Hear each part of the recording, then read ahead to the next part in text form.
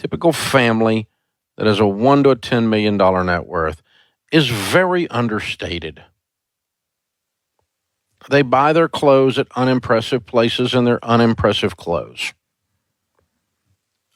They enjoy nice vacations, but they seldom post them for you to see on Instagram because they didn't take you on vacation. They wanted to go on vacation. The Christmas presents around the tree are very reasonable. The car that they drive is understated, and the valet is seldom impressed until he gets the tip. It's usually a used Camry or a nice used Honda or a nice old pickup truck of some kind. Because the people that achieve that first layer of wealth, that $1 to $10 million, the way they did it is they didn't do it for you. They're not mad at you, but they don't care what you think. They were not living their life to impress others. Okay, so this drives me crazy, is that there are two types of millionaires that are out there. There are those millionaires that make it mainly because they have, a decent income. Maybe the husband and the wife both work. They live frugal.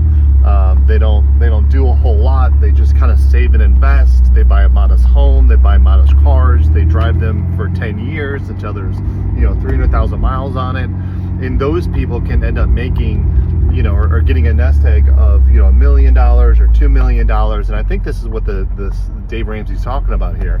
Those individuals, because $1 million or $2 million is not necessarily a lot of money, they're not going to go out and spend or splurge and buy a Ferrari 488 or go on lavish vacations or anything like that, because they only have about $1.5 million, and that's not enough. Based on a 4% rule, if you're taking 4% of $1 million, you're probably going to still have to rely a little bit on Social Security, and maybe you have to work a little bit. However, there's additional type of millionaire out there that works hard and saves and creates cash flow and creates assets to the point where they are able to get $20,000 or $30,000 a month for the rest of their life. Those people that have that guaranteed sort of income because they're living off their cash flow, it is perfectly okay to take $2,000 and set it aside and to go reward yourself. In fact, most of the purpose of the reason why you would actually go in and work very hard, save, put all your money away, is so that you can go reward yourself. The thought that I went in and worked 10 15 hours a day for a decade, took all my money, lived frugal, put all it away, to only accumulate, let's say $10 million where we're at right now, to then have to drive a Toyota Corolla. What's the purpose? What was the purpose of actually accumulating all of that wealth? It makes no sense to me whatsoever.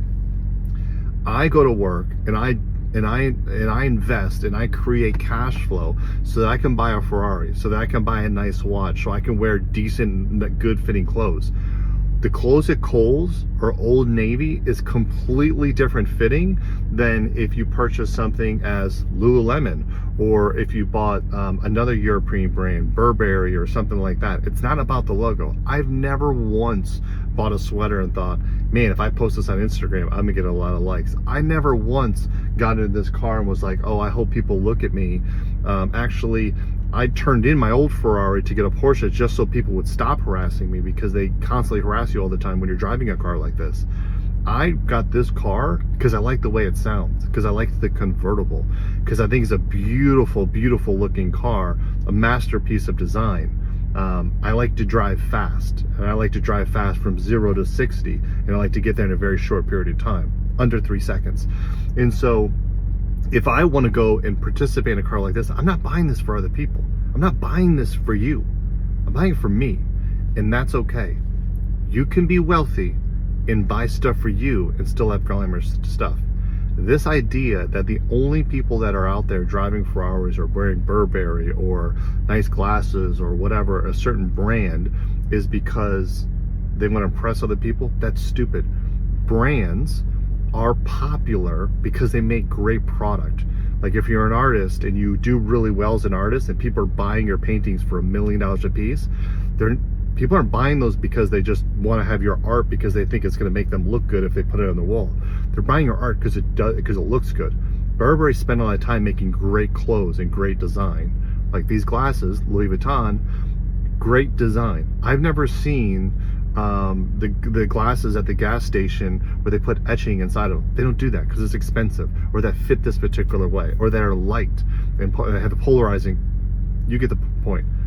Brands are popular and they're sought after because they deliver great products. Ferrari is sought after because it has a great product that people want. And if you can make a lot of money, you can go buy that product. If not, you do have to settle for a Toyota Corolla. And there's nothing wrong with that. But that doesn't mean you should be ashamed for purchasing nice things.